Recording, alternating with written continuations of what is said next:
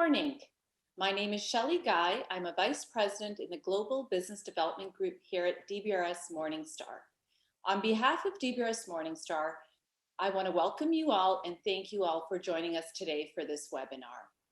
Today, our analytical team will be discussing environmental project spending trends in the global engineering consulting sector.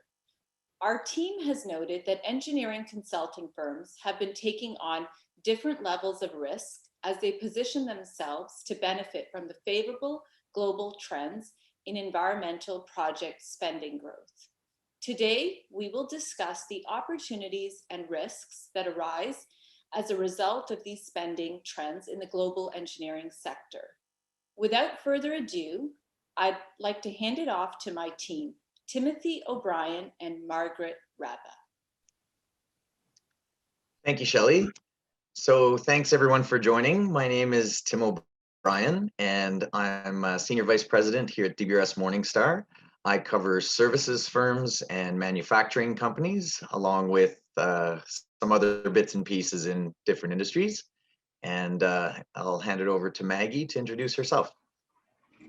Hi, thanks for joining us. My name is Margaret Rabba. I've been with DBRS Morningstar for over 4 years now, and I'm part of the Diversified Industries team as Vice President, specializing in engineering, construction, and property development companies. So with that, we'll kick off the presentation.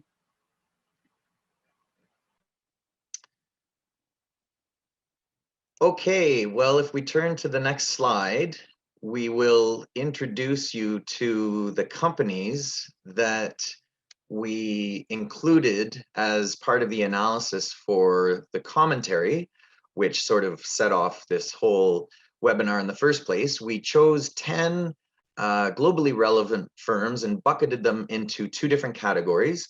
So I'm going to talk just a little bit about some of the pure play design focused firms without construction services arms. And then Maggie will introduce the second bucket, which do the design work, but also have a complementary construction services division.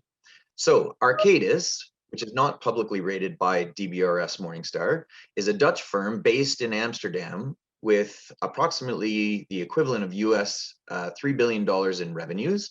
In 2020, 37% of which were generated from the environment and water segments. They have a history dating back to the 19th century when the firm undertook land reclamation work in the Netherlands. Arcadis is an excellent example of an international engineering design firm. In fact, they rank number 4 on ENR's 2020 list of the top international design firms, which ranks companies by their design revenues generated outside of their domestic market. Stantec, which is rated publicly at BBB stable by DBRS Morningstar, is a Canadian firm that has been in operation also for a very long time, but in New World chronological terms. The company was started in the 50s in Western Canada, focusing on water and sewage engineering work. Sticking to its roots, the company is now number 1 in sewer and waste activity and number 2 in water project work among ENR's international design firms, again, based on revenues generated outside the domestic market. Tetra Tech is not publicly rated by DBRS Morningstar.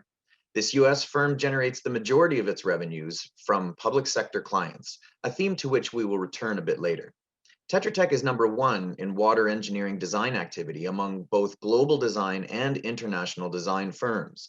Like Stantec, Tetra Tech does a substantial amount of work in the sewage subsector, a natural complement to water work, but unlike Stantec, these services are predominantly delivered in its domestic US market. Among international design firms, Tetra Tech ranks only number 10 compared to its number 2 position in the global design rankings, illustrating its focus on and leadership position in the domestic US market. WSP, rated publicly at BBB high with a stable trend by DBRS Morningstar. Until Montreal-based Genovar bought WSP in 2012, the firm was focused almost exclusively on the Canadian and more specifically the Quebec market. This had its benefits. EBITDA margins ranged between 17% and 21.4% between 2008 and 2011 in this highly profitable market. However, with the 2012 acquisition of WSP, the company charted a new course. ultimately trading off some profitability for growth and diversification. As a result, today, the firm is one of the largest in the sector and one of the strongest credits. The firm has for years had significant exposure to environmental engineering service activity, either indirectly through its diversified set of end subsectors or directly through its environment operating segment. And I'll hand it over to Maggie, who will discuss engineering design firms with complementary construction services divisions. Thanks, Tim. So the remaining list, as Tim said, has expanded scope. So I'll go over those, I believe, 5 companies.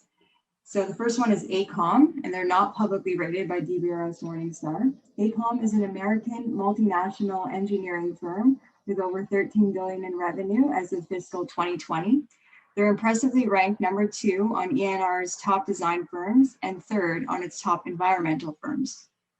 AECOM's environmental division, specializing in water and wastewater, environmental management, and water resources, combined with its focus on technological innovation, positions them well to help clients meet new ESG requirements.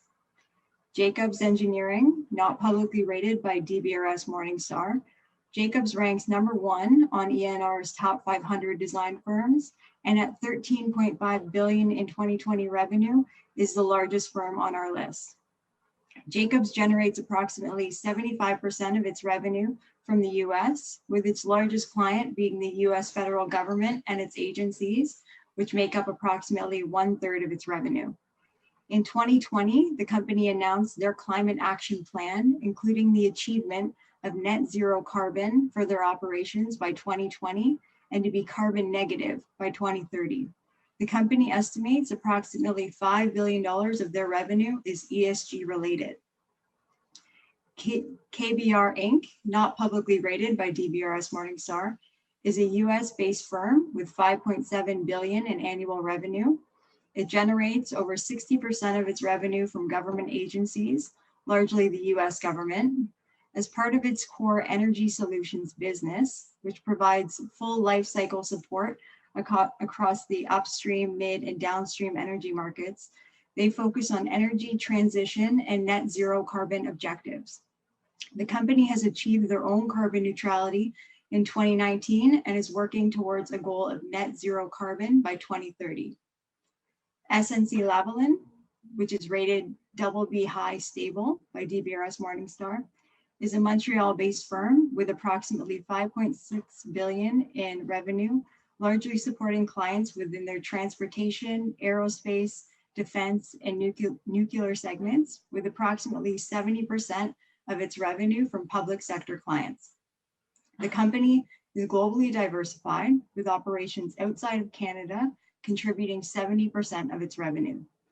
In addition to helping clients achieve their net zero aspirations, SNC this year released their own roadmap to net zero carbon emissions by 2030. John Wood Group, not publicly rated by DBRS Morningstar, is a British multinational engineering and consulting firm with 7.5 billion in revenue. Wood operates across 60 countries and ranks number 1 on ENR's top 225 international design firms. The company acquired their rival Amec Foster Wheeler for approximately 2.2 billion pounds in 2017, considerably strengthening its environmental service offerings. On an interesting note, in an effort to get to net zero, the company has partnered with Microsoft to create emissions monitoring technology to help clients around the world monitor and track their assets' performance in an effort to accelerate the journey to net zero. Worley, not publicly rated by DBRS Morningstar, is an Australian engineering firm which provides project delivery and consulting services to the resources and energy sectors. With 2020 revenue of 7.5 billion across 49 countries, Worley is focused on energy transition and sustainability offerings to their clients. The company estimates that sustainability-linked projects represent about 30% of their revenue. So if we turn to slide 13, before we dig into some of the drivers of increased environmental spending, and more specifically, what the top firms in the space are doing to capitalize on it, We wanted to provide some historical context on how these firms have evolved over the last 3 decades. So with that, Tim will kick us off. Thank you, Maggie.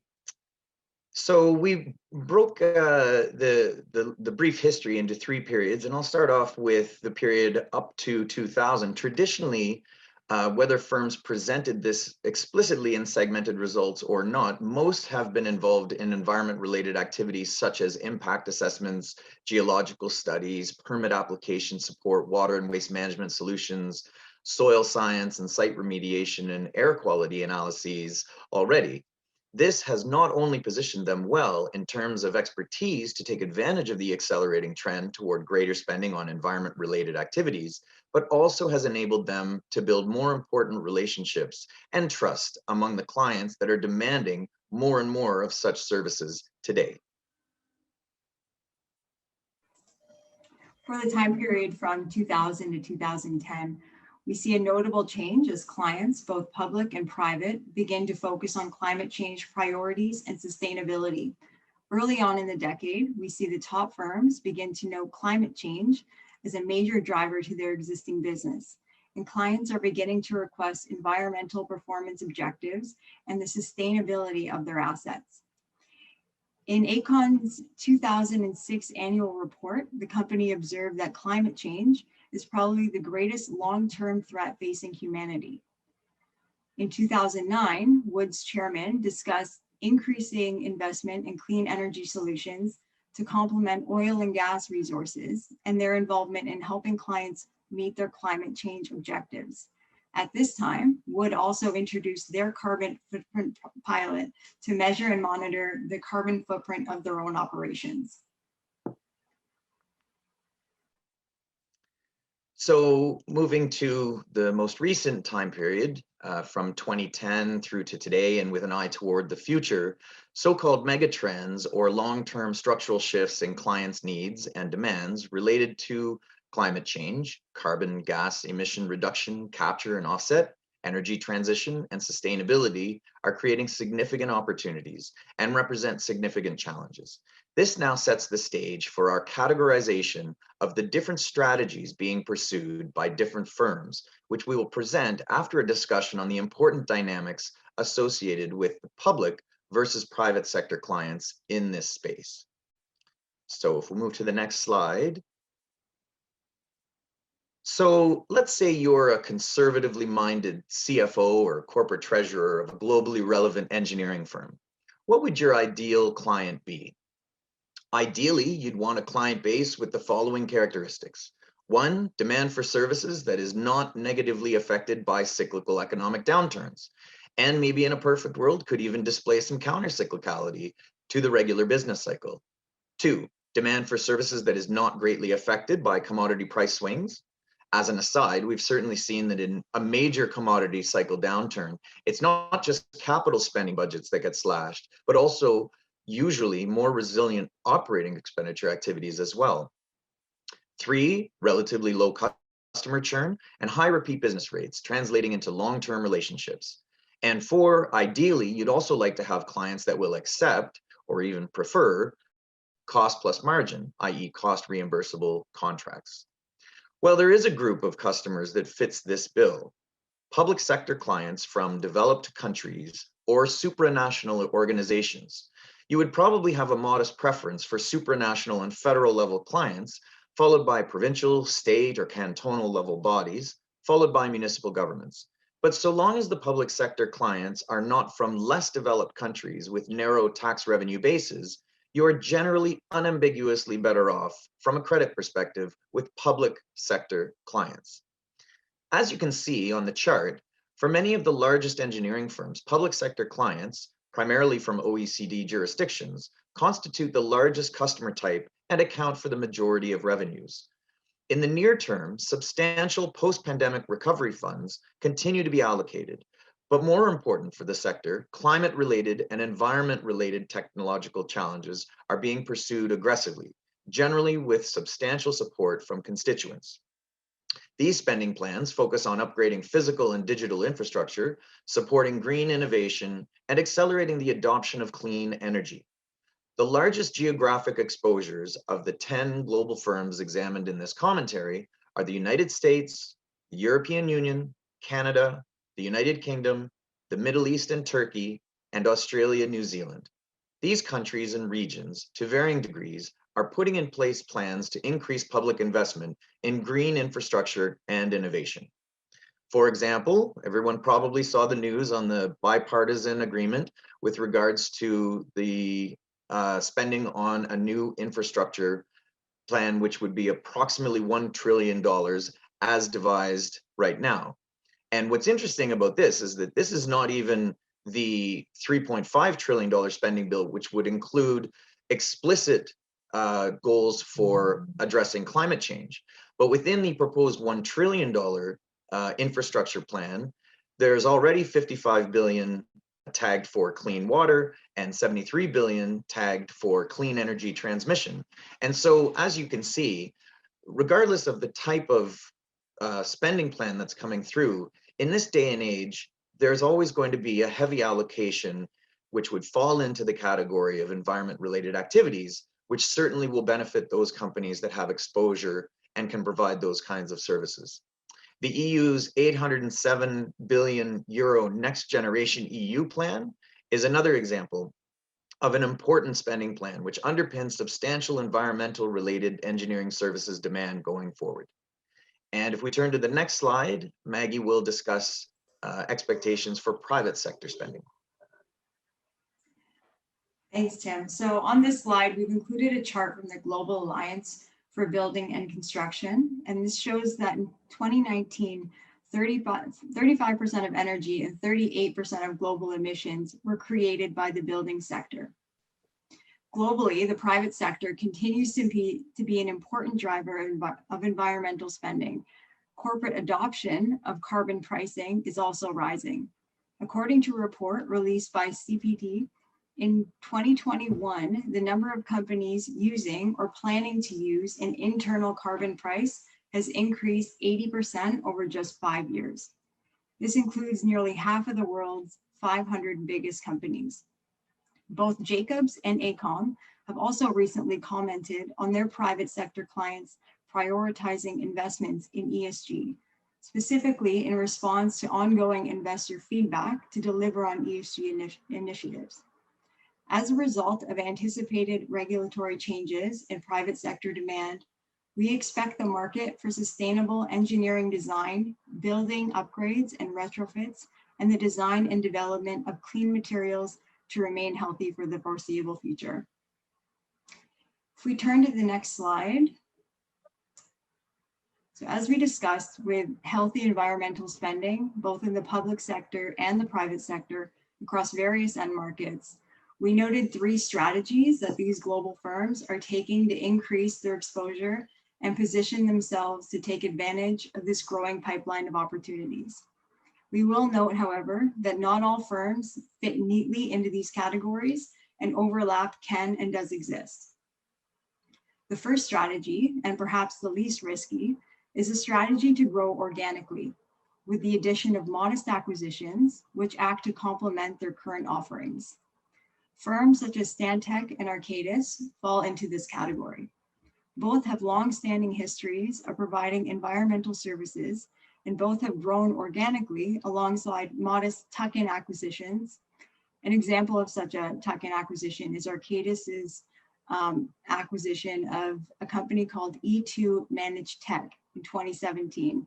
This company has only 55 employees, and the firm focused on technological solutions for the environmental and health and safety markets.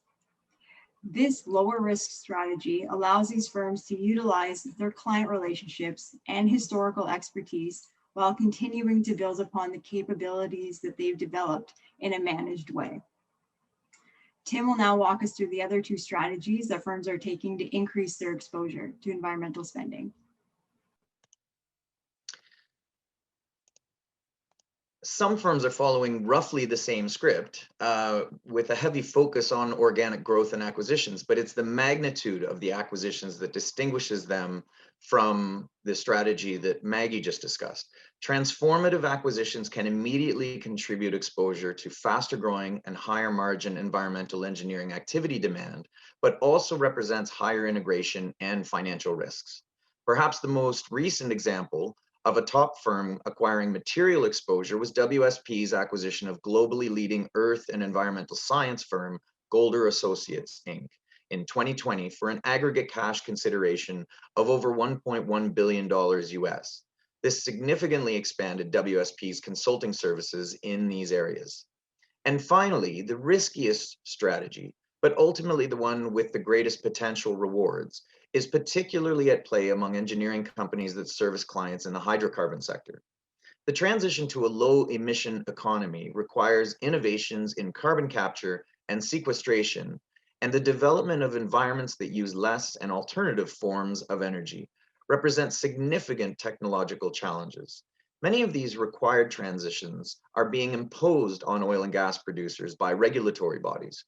For example, as the Wall Street Journal recently reported, Shell has been ordered by a Dutch court to increase its proposed pace of emission reductions. While Shell is appealing the ruling, the new imposed target would be for carbon emissions to be reduced by 45% from 2019 levels by 2030.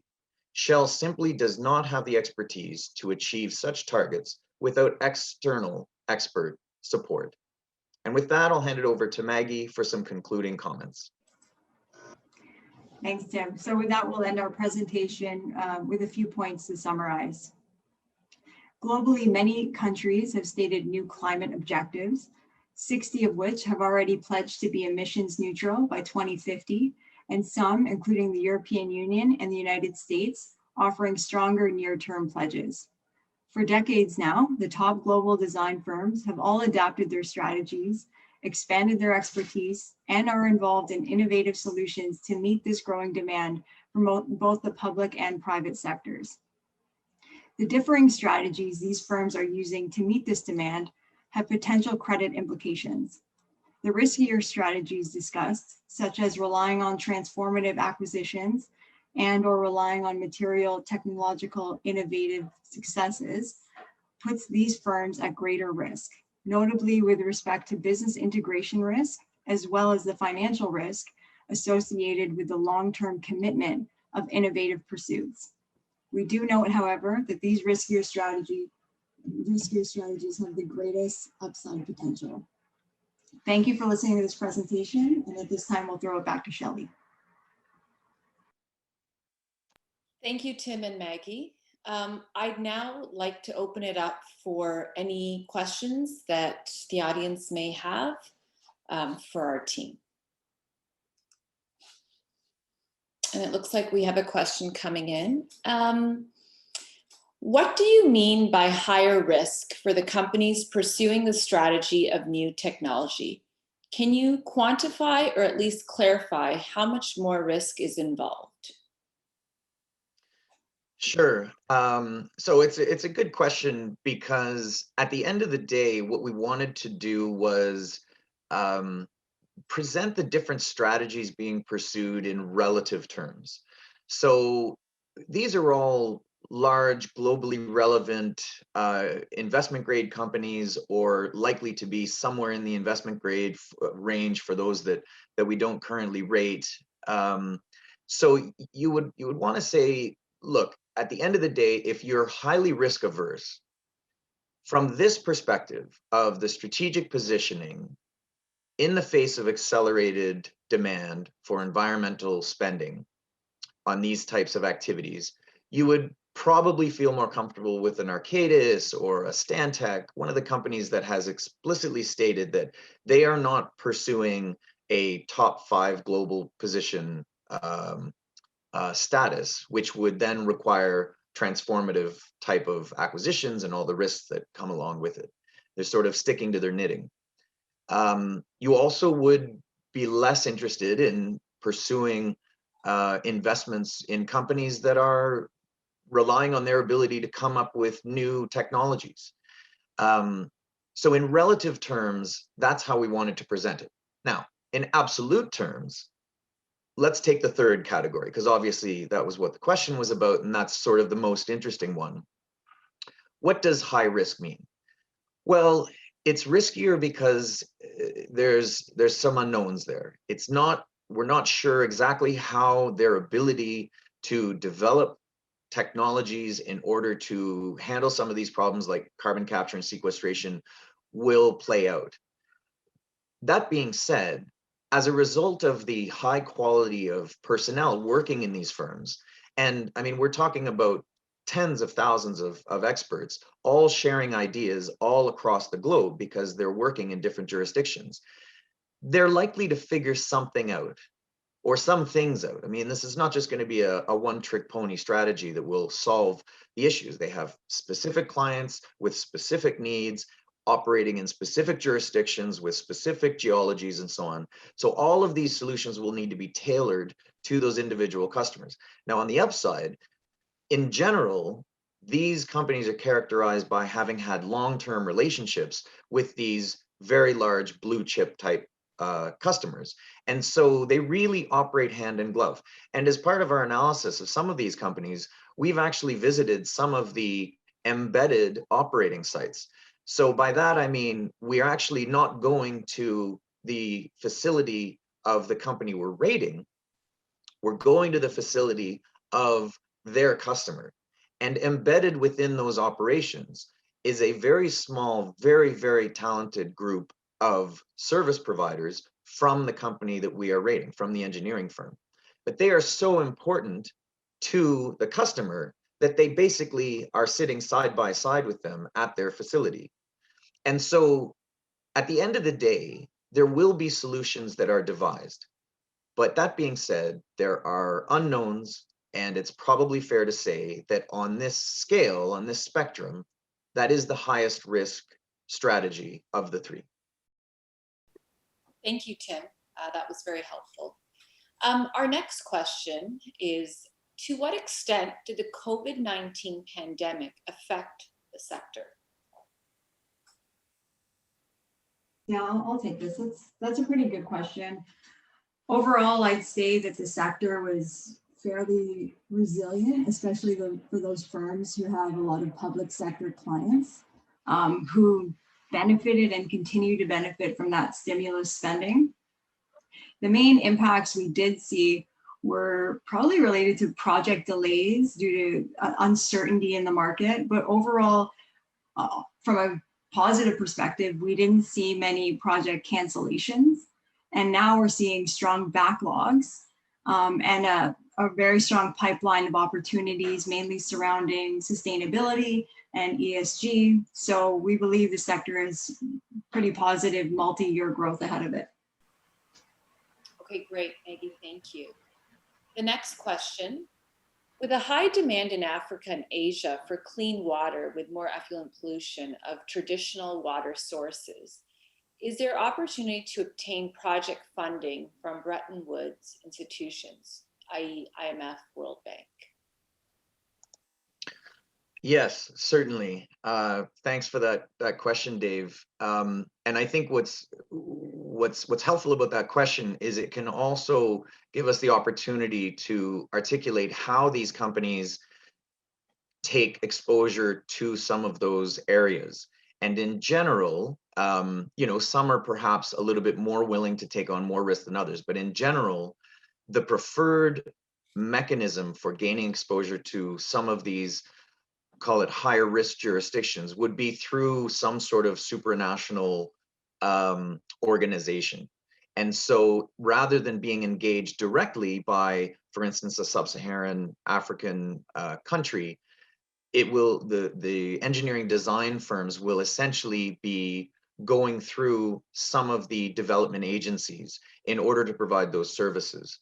So ultimately, the customer is not the country itself, which might have, for example, a thin tax revenue based, or some political instability and some uncertainty with regards to how that relationship will play out. But because they get their exposure through the sort of supranational organizations, development agencies, it de-risks their participation. Now, that being said, for a large majority of the companies included in this commentary, they generally are trying to stick to jurisdictions within the OECD with rule of law that they can rely on, and it reduces their overall risk. But at the end of the day, it's true that there's significant demand in those areas that you mentioned, and they're certainly happy to participate. But it's sort of the mechanism through which they participate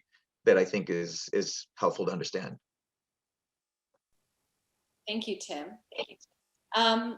If there aren't any more questions, I think we have covered them. I want to thank you, everyone, for joining us today. We hope you found this session to be helpful.